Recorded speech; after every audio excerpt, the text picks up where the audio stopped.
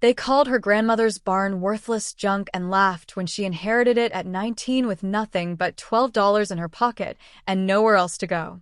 But when the floor collapsed during the first storm, she found the steel hatch her family had been searching for her entire life, and the locked room beneath it held proof that her grandmother hadn't died of old age at all.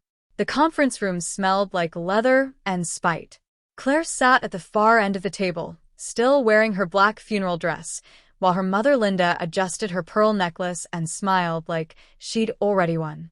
Uncle Greg stood by the window, arms crossed, watching Claire the way you'd watch a stray dog you were about to chase off your property. The lawyer, a gray man with wire glasses, cleared his throat. As per the last will and testament of Margaret Halloway, the estate is divided as follows. He glanced at Claire, something like pity flickering across his face. To Linda Mercer, daughter, the primary residence in Brookfield and all financial accounts. To Gregory Halloway, son, the commercial properties in Dover and associated rental income. He paused.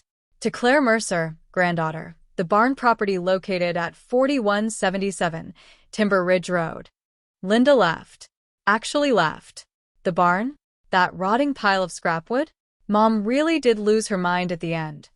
It's a liability, Greg added. Probably costs more to demolish than it's worth. Claire's throat tightened. Grandma loved that place. Your grandmother, Linda said, voice sharp as a blade, loved a lot of things that made no sense. Including you, apparently. She leaned forward. Let me be clear, Claire. You got what you got. Don't come crying to me when you realize you can't afford to keep it. You're 19. You have no degree, no job, no plan. That barn is your problem now. Linda, the lawyer said quietly. That's hardly. She's not a child anymore. Linda stood, smoothing her skirt. The will is clear. Claire gets the barn. We get everything of actual value. If she wants to contest it, she can hire a lawyer. She smiled. Oh wait, she can't afford one. Greg grinned. Good luck, kiddo. You're going to need it. They left her sitting there, the paperwork scattered in front of her like debris from a shipwreck. The lawyer slid a keyring across the table. The property is yours, Miss Mercer. I'm sorry for your loss. Claire took the keys. Her hands were shaking. She spent that night in her car in a grocery store parking lot because Linda had changed the locks on the house. The next morning, she drove 4 hours north with everything she owned in 2 duffel bags and a quarter tank of gas. The $12 in her wallet wouldn't last the week. Timber Ridge Road was barely a road at all, more like a suggestion carved through dense pine forest. The barn sat at the end of it, hunched and listing like a beaten animal. The roof sagged in the middle. The red paint had peeled away to gray wood underneath. Weeds choked the foundation. The windows were gone, just black gaps staring out at nothing. Claire sat in the car and cried for the first time since the funeral. Her grandmother's voice came back to her, soft and steady like it always was.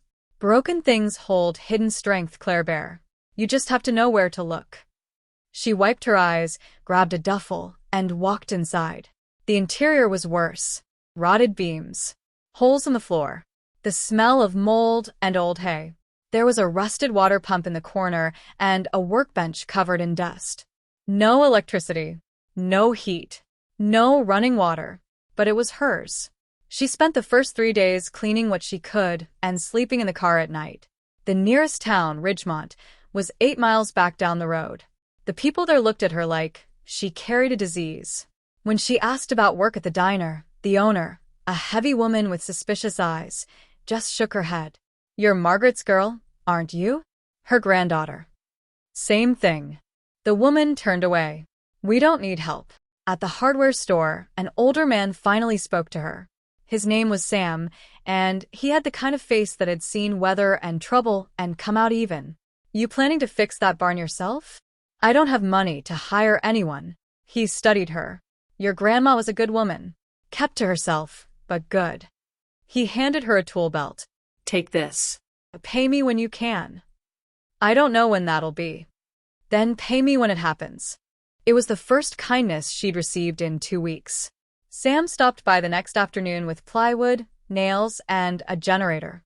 He didn't ask questions, just showed her how to patch the roof and shore up the weak spots in the floor. He was 60, maybe older, with steady hands and a quiet voice. "This place is good bones," he said. "Your grandma used to say the same thing." She talked about the barn? All the time. Said it was the only place she ever felt safe. He paused, hammer mid-swing. Strange thing to say, don't you think? Claire thought about it. Her grandmother had owned a beautiful house in Brookfield, the one Linda had inherited. Why would a barn feel safer? That night, the storm hit. It came fast and furious, wind howling through the gaps in the walls, rain hammering the roof like fists. Claire huddled in the corner with a flashlight and a blanket, listening to the whole structure groan. Then she heard the crack.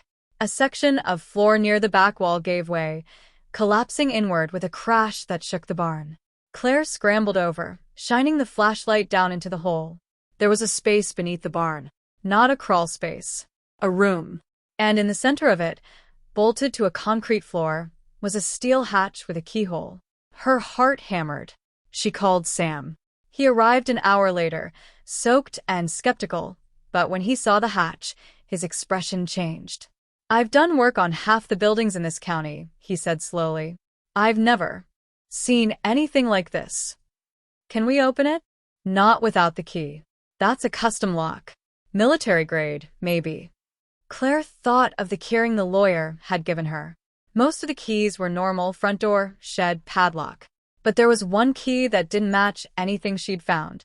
It was small, flat, made of brass that hadn't tarnished. She climbed down into the space, Sam holding the flashlight. The key slid into the lock like it was made for it. The hatch opened with a hiss of equalized air.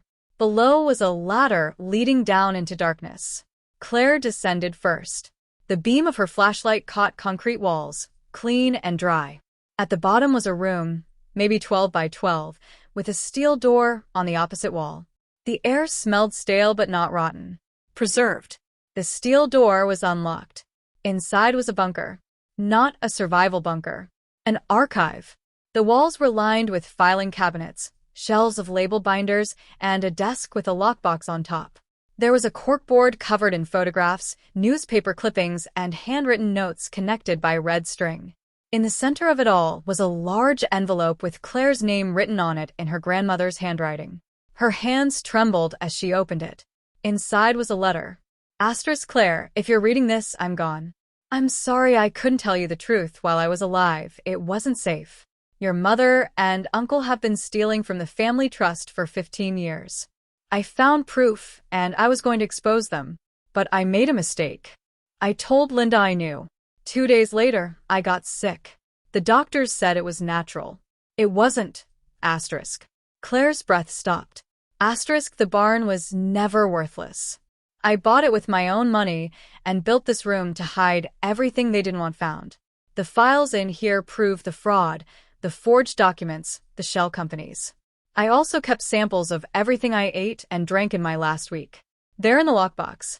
If I'm right, you'll find poison, I couldn't fight them, Claire. But you can. You're stronger than you know. Broken things hold hidden strength. Find someone you trust. Expose them. Don't let them win. I love you. I'm sorry. Claire read it 3 times. Then she looked at Sam, who had climbed down behind her. His face was pale.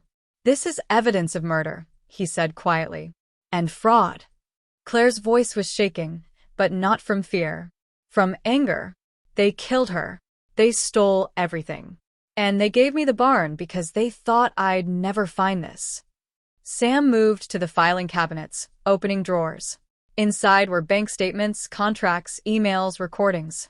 Years of documentation. "This isn't just inheritance theft," he said. "This is organized fraud. If this goes to the authorities, they'll be arrested. If they don't destroy it first."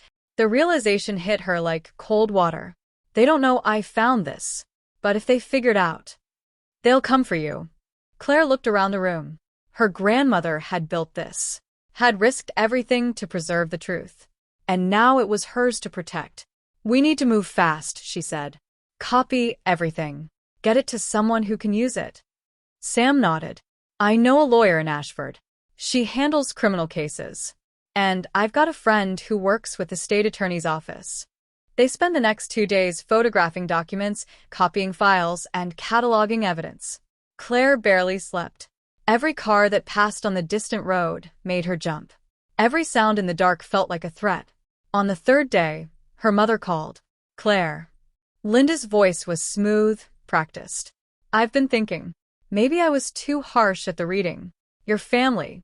Why don't you come back to Brookfield? We can talk. Claire's stomach turned. Why now? Because I care about you.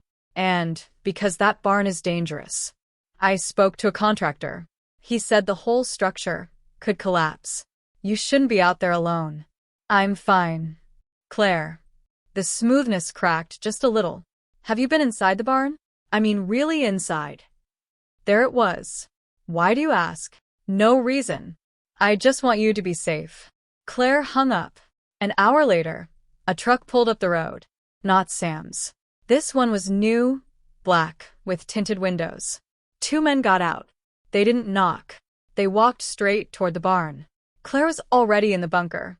She'd locked the hatch from below and moved the filing cabinets in front of the steel door. Her phone was in her hand, Sam's number dialed but not called. Not yet. She heard footsteps above. Voices. Check the whole place. Tear it apart if you have to. That was Greg. What are we looking for? Anything that doesn't belong. A safe, a hidden panel, a locked box. The old woman was paranoid. If she hid something, it's here. They spent 20 minutes stomping through the barn, prying up boards, kicking through debris. Then one of them found the hole in the floor. Greg. Down here. Silence. Then Greg's voice, low and tight. The hatch. She found it. You want us to open it? Do I look like an idiot? If she's down there, she's already called someone. We torch the place and leave. No barn, no evidence, no problem. Claire's heart stopped. She hit send on the call. Sam answered on the first ring. Claire? They're here. Greg and 2 others. They're going to burn the barn. Get out. Now. I can't.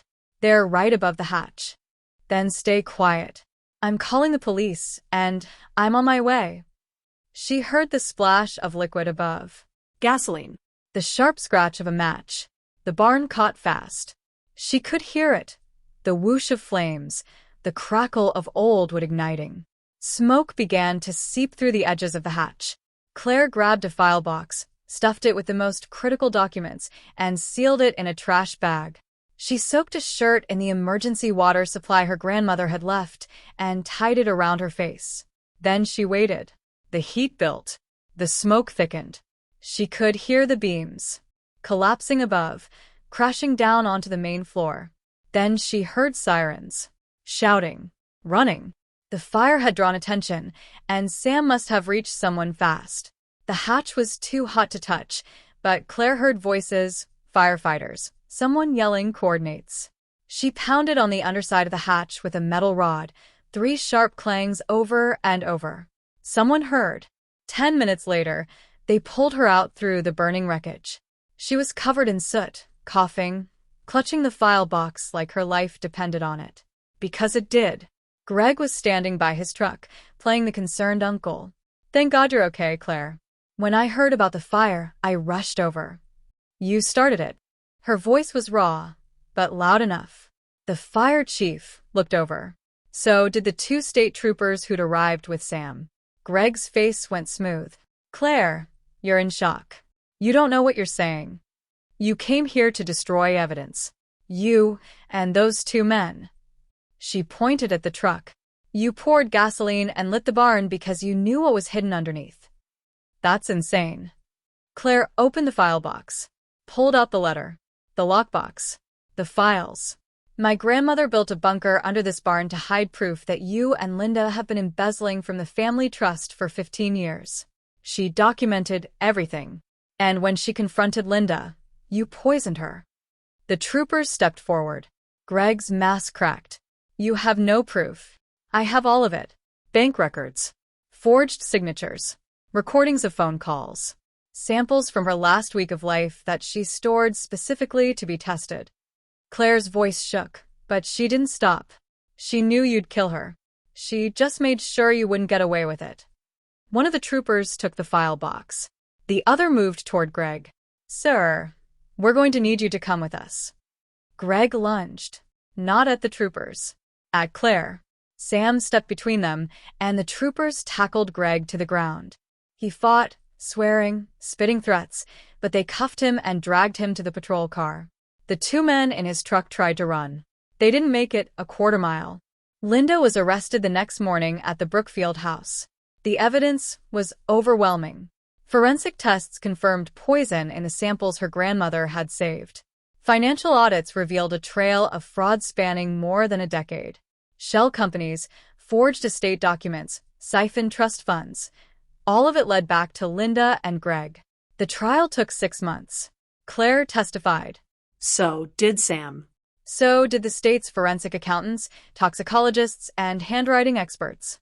The lawyer Sam had connected her with worked pro bono, determined to see it through. Linda and Greg were both convicted. Fraud, conspiracy, and second-degree murder. Linda got 22 years. Greg got 25. The estate was reversed. Everything they'd stolen was returned to the trust, which now belonged to Claire as the sole legitimate heir. She could have sold the barn. The land alone was worth $250,000, but she didn't. She rebuilt it, slowly, with Sam's help, using the money from the recovered assets. The new barn had clean lines, a solid roof, and windows that let in light. She kept the bunker intact, turning it into a climate-controlled archive room where she preserved her grandmother's files and the evidence that had brought justice. She planted wildflowers where the old structure had burned, her grandmother's favorite kind. On the 1-year anniversary of the trial's end, Claire stood in the rebuilt barn with Sam, a cup of coffee in her hands, watching the morning sun pour through the windows. Your grandma would be proud, Sam said. Claire smiled. She was right. Broken things really do hold hidden strength. So do people. She looked around the barn, her home, her legacy. It wasn't worthless. It never had been. If this story reminded you that the truth always finds a way, hit that like button and subscribe for more stories of justice and hidden legacies. Share this with someone who needs to hear it, and drop a comment telling us what you'd do if you inherited a mystery. Thanks for watching.